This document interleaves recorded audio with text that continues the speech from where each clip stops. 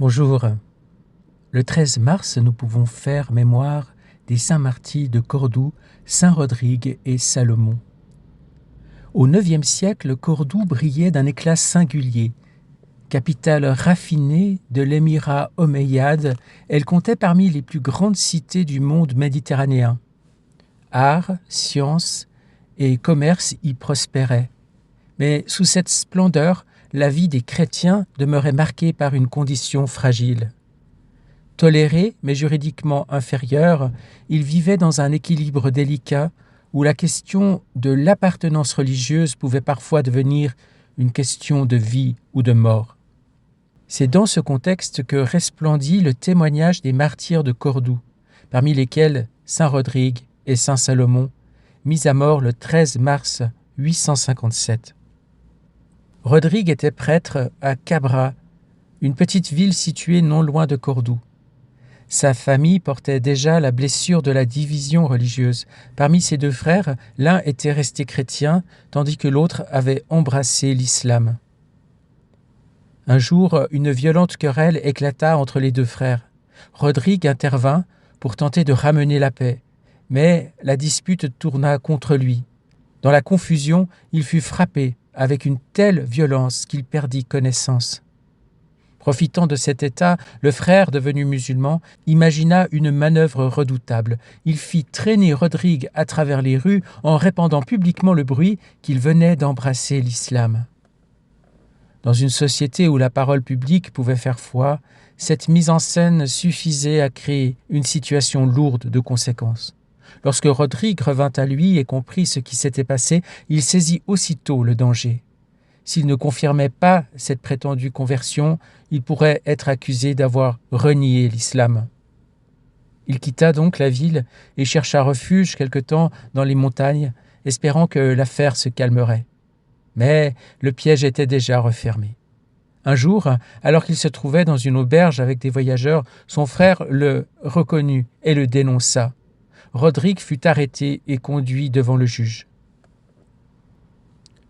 Interrogé, il déclara simplement qu'il n'avait jamais embrassé l'islam et qu'il demeurait chrétien. Mais cette défense ne fut pas retenue. La conversion proclamée publiquement suffisait aux yeux de la loi pour le considérer comme musulman. En refusant de la reconnaître, il était désormais accusé d'apostasie. On lui proposa alors l'alternative habituelle, confirmer l'islam ou accepter la mort. Rodrigue demeura paisible. Il ne cherchait ni dispute ni provocation. Serviteur du Christ à l'autel, il voulait seulement rester fidèle à celui qui l'avait toujours servi. Il fut jeté en prison. Là, il rencontra un autre chrétien nommé Salomon. L'histoire de Salomon était différente, mais sa fin allait rejoindre celle du prêtre. Chrétien d'origine, il avait, à un moment de sa vie, cédé à la pression et accepté extérieurement l'islam. Plus tard, cependant, la grâce l'avait ramené à la foi du Christ. Ce retour fut considéré comme une apostasie et donc comme un crime capital. Ainsi, les deux hommes se trouvaient accusés pour des raisons opposées, l'un pour une conversion qu'il n'avait jamais faite, et l'autre pour avoir quitté une religion qu'il avait un temps acceptée. Mais, dans la prison de Cordoue, ces chemins si différents se rejoignirent dans une même confession du Christ. Les autorités tentèrent de les faire changer d'avis. Ni menaces ni promesses ne purent les ébranler. Les récits anciens évoquent leur calme et leur paix intérieure. Ils ne répondaient ni par la colère ni par la provocation. Leur force était celle d'une conscience droite et d'une fidélité simple. Le 13 mars 857, ils furent conduits au supplice et décapités. Leur mort s'inscrit dans la grande série des martyrs de Cordoue, dont la mémoire fut recueillie par saint Eulogue. Dans une société où les pressions religieuses, sociales et familiales pouvaient être très fortes, ces chrétiens préférèrent perdre leur vie plutôt que de renier le Christ. Le témoignage de Rodrigue touche d'une manière particulière parce que son épreuve naît au cœur même de sa famille. Son martyre ne commence pas sur une place publique, mais dans une maison divisée. Il connaît la trahison d'un frère, l'injustice et l'isolement.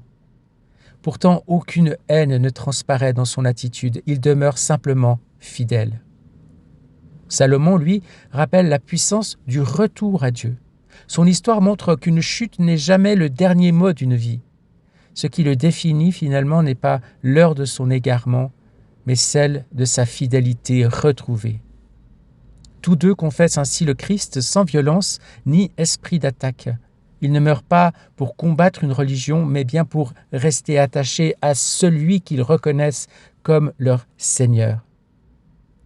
Dans l'accord doux, brillante et complexe du IXe siècle, leur sang versé devient une lumière. Il rappelle que la vraie liberté ne consiste pas à échapper à toute contrainte, mais bien plutôt à demeurer fidèle à la vérité, jusque dans l'épreuve suprême. Saint Rodrigue et Salomon de Cordoue nous enseignent que Dieu peut tirer sa gloire de chemins très différents. Chez l'un, l'innocence persécutée, chez l'autre, la fidélité retrouvée après l'égarement. Et tous deux montrent que la grâce du Christ peut transformer même les situations les plus douloureuses en témoignages de foi. En contrepoint de ces deux figures qui se retrouvèrent ensemble en prison et qui témoignèrent de leur foi jusqu'au martyre, voici un texte du Livre du ciel qui nous parle notamment des 3 prisons de Jésus et de ses 2 mamans. Nous sommes au tome 27 du Livre du ciel à la date du 22 décembre 1929. Louise a écrit « Je pensais à tout ce que mon doux Jésus, avec tant de bonté, daigne dire à ma pauvre âme, et qui, relu selon les circonstances, resplendit de lumière. Et mon toujours aimable Jésus me dit « Ma fille, lorsque je parle, je libère une lumière de vérité, et je veux qu'elle soit acceptée et caressée par l'âme. Si cette lumière est acceptée et occupe dans l'âme une place d'honneur, elle appelle une autre lumière. Ainsi, une lumière en appelle une autre. Sinon, elle retourne à sa source.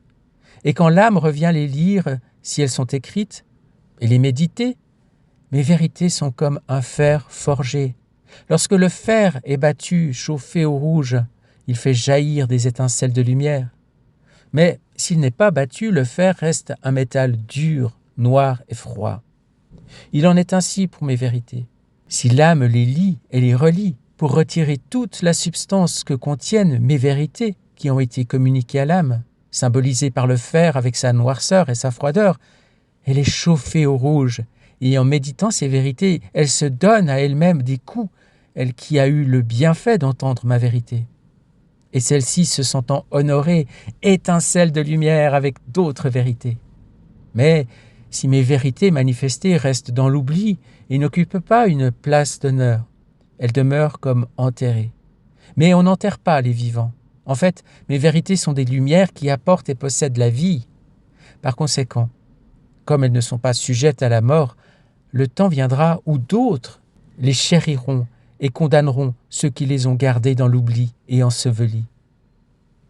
Si tu savais combien il y a de lumière dans tout ce que je t'ai manifesté sur ma divine volonté, et quelle lumière scintillerait si ces vérités étaient lues et relues, tu serais toi-même stupéfaite par tout le bien qu'elles feraient. » Oui, ça continue. Je continuais ensuite mes actes dans le divin vouloir, et je pensais à la solitude de Jésus dans le sein de ma maman, lorsqu'il ajouta « Ma fille, combien la compagnie de la créature est pour moi douce et agréable.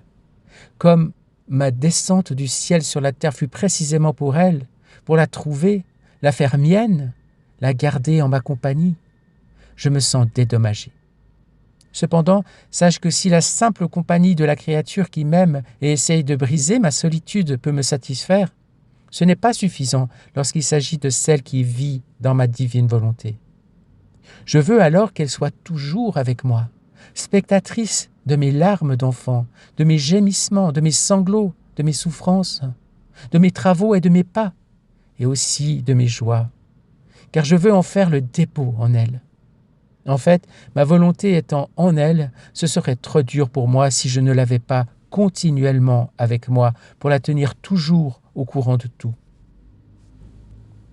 Ma divine volonté ressent le besoin irrésistible de partager avec la créature tout ce qu'elle fait dans mon humanité.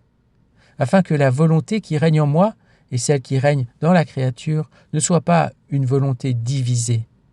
Et c'est pourquoi je t'appelle en chacun de mes actes, et veux que tu saches ce que j'ai fait et ce que je suis en train de faire, afin de t'en faire don et de pouvoir dire « Celle qui vit dans ma divine volonté ne me quitte jamais. Nous sommes serrés l'un contre l'autre et inséparables. » Et moi, mon amour, ta course d'amour ne s'arrête jamais. Elle court toujours, et j'ai l'impression d'être incapable de faire mes courses d'amour comme elle les fait. Je suis trop petite, et je ne peux pas courir partout pour t'aimer. Et mon doux Jésus ajouta, « Ma fille, tu peux toi aussi faire des courses d'amour dans la mer immense de la divine volonté. Tu feras comme le navire lorsqu'il veut traverser la mer. Il s'élance, et les eaux s'écartent pour le laisser passer. Il file et laisse derrière lui un sillage dans la mer. Peu à peu, le sillage disparaît et il ne reste plus trace de son passage. Cependant, le navire a fait sa course dans la mer et il arrive où il voulait. De la même manière, si l'âme veut aimer, elle plongera dans la mer de mon divin fiat et formera sa course d'amour. Sa course sera pour l'éternité et il n'en sera pas pour elle comme pour le navire qui ne laisse rien derrière lui dans la mer où il est passé. Car les eaux, orgueilleuses, se referment derrière lui, sans laisser de traces. Au contraire, dans la mer de mon divin vouloir, lorsque l'âme s'élance en elle pour y faire sa course, nos eaux divines bouillonnent, et dans leur bouillonnement forment le sillon qui ne disparaît pas. Son signe demeure et montre à tous la course d'amour de la créature dans notre mer, de sorte que nous pouvons dire « c'est ici qu'est passée pour faire sa course d'amour » celle qui vit dans notre volonté, car ce qui est fait en elle demeure indélébile. De la même manière, si tu veux faire ton adoration, si tu veux être embelli, si tu veux être sanctifié, si tu veux être puissante et sage, plonge-toi dans notre volonté. En faisant ta course, tu resteras tout amour, toute belle, toute sainte. Tu acquerras la science de qui est ton Créateur, et tous tes mouvements seront de profonde adoration. Et tu laisseras dans notre mer autant de sillons que de courses faites dans le divin fiat, si bien que nous dirons, dans cette course que la petite fille de notre divin vouloir a faite dans notre mer, elle a formé le sillon de sainteté, et nous l'avons sanctifiée, et elle est restée sainte. Dans cette autre course, elle a plongé dans la mer de notre beauté, et formé son sillon. Nous l'avons embellie, et elle est restée belle. Et dans cette autre course, elle a formé le sillon de nos connaissances et elle nous a connus, nous lui avons parlé et nous nous sommes fait connaître en lui parlant longuement de notre être divin. Notre parole l'a lié, identifié avec nous et nous ressentons l'irrésistible besoin de nous faire connaître toujours davantage et de lui faire le grand don de lui manifester nos vérités. Ainsi, pour chaque course que tu fais dans notre fiat suprême, tu prends toujours de ce qui est à nous, et notre amour, bouillonnant, nous parle de toi et nous montre tes courses avec leur bouillonnement comme signe que tu es allé dans notre mer divine. Amen, fiat, Seigneur. La lecture ne correspondait pas à ce qui était prévu, mais pour aujourd'hui, ce sera ainsi. Tu avais autre chose à nous dire que ce qui avait été sélectionné, eh bien, nous accueillons ta parole. Et cette parole est justement fondée sur deux images. Le fer chauffé et qui lance des étincelles quand nous le battons. Ce sont tes connaissances, tes lumières qui se renouvellent et qui se multiplient. Parce que nous lisons tes connaissances et que nous méditons sur tes enseignements. Et puis cette image de la mer de ta divine volonté qui accueille le bateau et qui laisse des sillons indélébiles et notamment des connaissances que nous voulons accueillir, Seigneur, pour te connaître, pour t'aimer. Et nous voulons nous laisser ainsi imprégner dans ta divine volonté de toutes tes qualités divines, ta beauté, toutes tes vérités, toute ta sagesse. Merci, Seigneur. Voilà ce que tu voulais nous dire aujourd'hui. Que de beauté dans ces écrits, que de grandeur, que de profondeur. Eh bien Seigneur, nous voulons nous plonger dans cette grande mer de ta volonté et nous voulons en ce jour et pour un acte qui restera éternel et indélébile, rassembler tous les actes des vies de ces saints martyrs de Cordoue, en particulier aujourd'hui Saint Salomon et Saint Rodrigue. Et nous voulons, avec tout ce qu'ils ont vécu, avec leur douleur, avec leur foi, leur espérance et leur charité, avec tout ce qu'ils ont pratiqué par la parole, par leurs gestes, eh bien nous voulons tout rassembler, plonger dans ta divine volonté, réordonner dans l'ordre divin et te l'offrir avec notre je t'aime, je te bénis, je t'adore, je te glorifie et je te rends grâce. Pour te remercier Seigneur de tout ce que tu fais dans nos vies, de toutes les grâces que tu déploies sur chacun et sur chacune d'entre nous. Tu as un plan, un projet pour chacun et tu nous soutiens dans le chemin, dans le sillon qui est le nôtre aujourd'hui. Nous voulons vraiment, avec eux, avec ces saints martyrs, avec tous les bienheureux du ciel, avec toutes les âmes qui aujourd'hui sur la terre apprennent à te connaître à travers les écrits de Louisa, et toutes celles qui ne te connaissent pas encore à travers les écrits de Louisa, mais qui te connaissent à travers la Bible, et qui veulent être fidèles, qui veulent vivre dans la grâce. Avec tous donc, nous voulons t'aimer, te bénir, te glorifier, et vivre aujourd'hui cette journée dans ta volonté. Te laisser être notre Seigneur, notre Sauveur, notre Sanctificateur. Gloire à toi, Seigneur.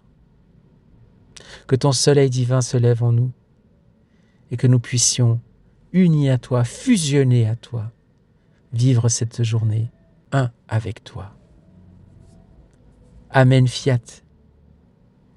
Bonne journée et à demain.